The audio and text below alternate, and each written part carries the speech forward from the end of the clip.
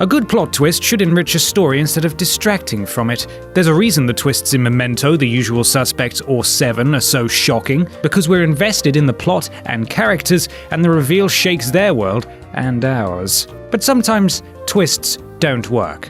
Sometimes twists are stupid. Sometimes twists wreck their films. As such, I'm Ben from Whatculture, and here are the 10 dumbest movie plot twists of 2016. For God's sake, of course there will be spoilers. Number 10.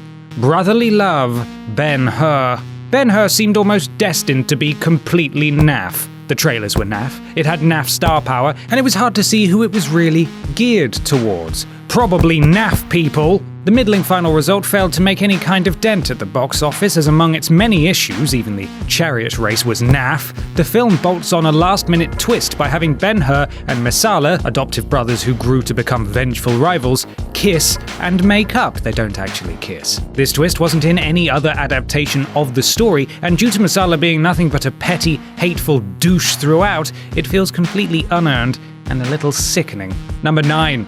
Dr. OKUN is still alive. Independence Day, Resurgence. Independence Day Resurgence was rubbish. The new heroes were rubbish, the plot was rubbish, and it just lacks the sense of fun the original had in spades. While Will Smith wisely bailed out in favor of Suicide Squad, the film tried to bring back every member of the cast it could. This includes, for no logical reason, Brent Spiner as Dr. OKUN. OKUN was a minor player in the original who quite clearly died after an alien used him as a puppet. Not so, claims the sequel, revealing the good doctor was actually put into a 20-year coma instead. What a load of eye-rolling nonsense. Number 8. Time Looping, Blair Witch. Since Blair Witch came from the writer-director duo who brought us You're Next and The Guest, it seemed like it might be a worthy successor to the first movie. But no, it's fairly average stuff.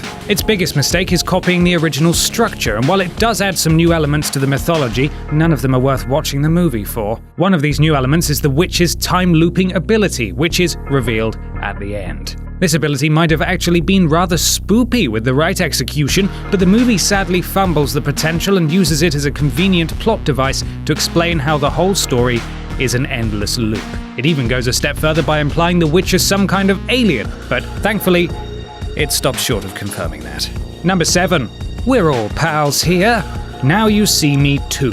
Now You See Me is a series built on stupid twists, and one might presume it had reached its peak stupid in the original when it was revealed that Mark Ruffalo's dogged FBI agent was actually the fifth horseman.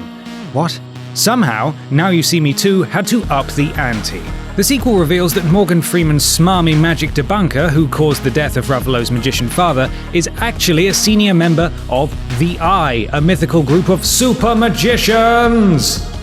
Turns out Ruffalo's revenge mission in the original was for naught too. Freeman and his dad were part of a double act, and he was as upset as anybody about the death. This twist completely rewrites the entire point of the original, meaning it now makes no sense.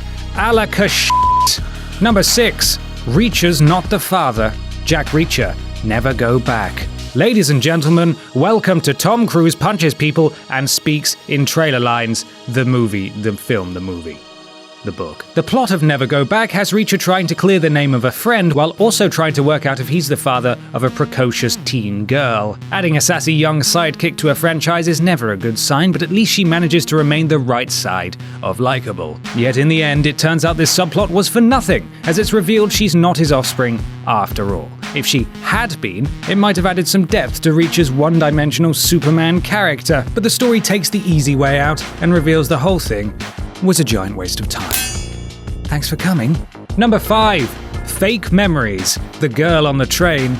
Here comes Emily Blunt, that actress who's simultaneously badass, upset, and utterly bewildered in every one of her roles. The Girl on the Train's story throws a few twists at the viewer and leaves Blunt's trustworthiness in question, since she's prone to violence when she gets blackout drunk. The thrust of the story is that she's accused of killing a woman her ex-husband had an affair with, but it's revealed her evil ex made her believe she was violent when drunk. This gave her false memories of events, and he actually killed his mistress in anger when she fell pregnant. The reveal here is so convoluted and badly handled it comes across as laughable instead of shocking, and requires way too many lapses in logic to work. Number 4. Dr. Brooks is the real villain. Inferno. Da Vinci Code nonsense time now, chaps, as Inferno features the same old claptrap as the last two, with nonsensical twists and little in the way of actual thrills. It puts the cherry on top of the stupidity cake at the end of the second act, where it's revealed Felicity Jones's boring sidekick is actually the true villain and has been using Hanks to find a doomsday blah blah blah blah blah blah. The reveal raises more questions than it answers, and we don't care enough about her to be upset by the betrayal. Still, the weak reception to Inferno should ensure we don't get another one, eh? Good. Number 3. The evil nun is behind everything. The Conjuring 2. The Conjuring 2 works much better than it should, mainly thanks to director James Wan's deft handling of the horror elements. He's a master at building tension and paying off scares in creative ways, and despite the surprisingly long 2 hours plus runtime, it's never dull. It doesn't break any ground in the art of storytelling, though, and the twist regarding the true nature of the haunting is needlessly complex. It turns out the ghost of the old man is just a pawn, and the real villain is the evil nun the heroes met in Amityville. She's been chasing them since they performed a seance there, and lured them into a trap by using this haunting as bait. Or something. Who knows? I don't. Number 2. Graves was Grindelwald the whole time. Fantastic Beasts and Where to Find Them. Johnny Depp's inclusion in Fantastic Beasts and Where to Find Them feels like a last-minute choice, with the actor's appearance being heavily promoted just before the release date. It feels odd they would choose Depp to portray the dark wizard Grindelwald, though, since the actor has been on a near-record number of box office bombs, and any hope he might bring his A-game is quickly dashed with his surprise cameo where it's revealed Colin Farrell's Graves is actually Grindelwald in disguise. Farrell's charismatic turn gives way to Depp hamming it all the way up like he always does. I suppose you could call him a shit nemesis for Dumbledore for whackers. Hashtag shit nemesis for Dumbledore for whackers. Number 1. Suicide is the answer. Lights Out. Never a sentence you want to hear out loud. Lights Out is one of the rare mainstream movies to deal with depression, which the main character's mother, Sophie, suffers from. It even links the evil ghost with Sophie's depression, creating an ending with an unfortunate message. So it turns out the ghost is a former friend of Sophie who had an aversion to light. She later died and her evil spirit attached itself to Sophie. Sophie comes to realize her children will never be safe with a light-dodging demon hanging around, so she shoots herself to rid them of her curse. This happy ending carries the not-so-happy subtext that if someone with depression kills themselves, it will free their loved ones. It's a mighty f***ing stupid message to end a film on, and the director, who has suffered depression in the past, promises the eventual sequel will underline Sophie's decision caused even more pain and heartache, which is good in a really awful way. And that's our list. Are there any silly twists we missed off? Let us know in the comments below, and don't forget to like, share, and subscribe. You can even follow me here on Twitter if you fancy. I'm Ben from Whatculture, and thanks for watching.